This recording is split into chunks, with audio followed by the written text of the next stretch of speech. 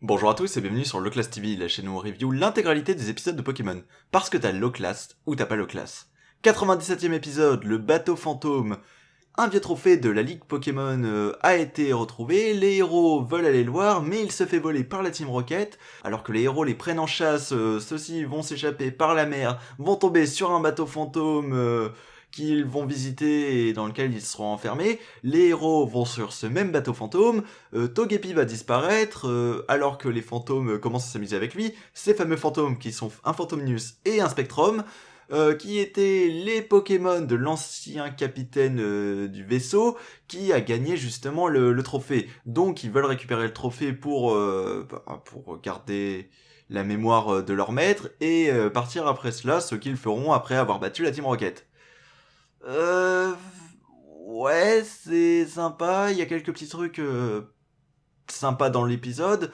Je pense par exemple à la scène où la Team Rocket vole le trophée. Pour le coup, là on voit que la Team Rocket c'est pas des manches, et pour le coup celui qui se débrouille le mieux dans tout ça, ça reste Miaus, qui montre que oui, ils peuvent être de bons voleurs quand ils veulent.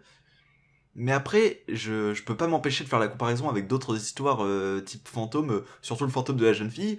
Et ouais, quand je regarde, cet épisode-là fait pas grand-chose de vraiment effrayant, de vraiment mystique, fantôme, tout ça, par rapport à l'autre épisode. Et j'ai l'impression qu'il y a pas trop d'enjeux à ce niveau.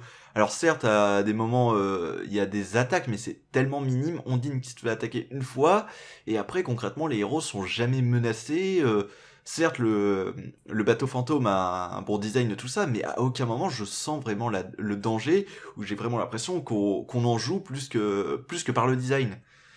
Et ça me gêne un petit peu. Alors certes, il y a les OST, certes, l'ambiance brume, tout ça, mais après ça, pas grand-chose.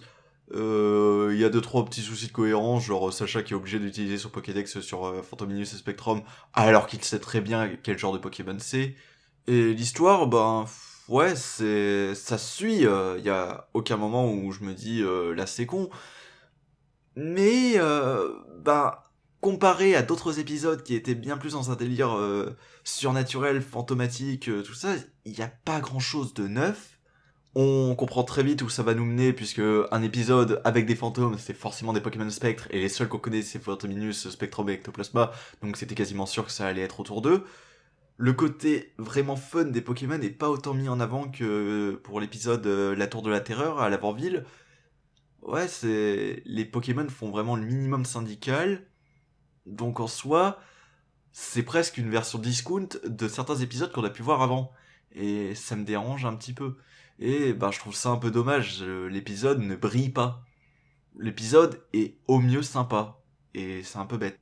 Aussi, j'ai un peu de mal avec le message de fin, parce que certes, c'est un message du style oui, on veut conserver ce qui nous permet de garder en mémoire notre maître, tout ça, mais en même temps, je trouve ça un peu dérangeant, dans le sens où ça fait 300 ans que votre maître est mort, et au lieu de passer à autre chose, vous restez enfermé dans le passé.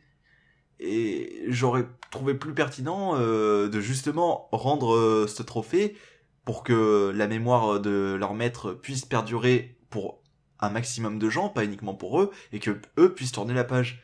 Mais après, comme non plus ils retournent pas au status quo de base, ça va, mais j'ai quand même des réserves. Voilà, c'était pas non plus génial.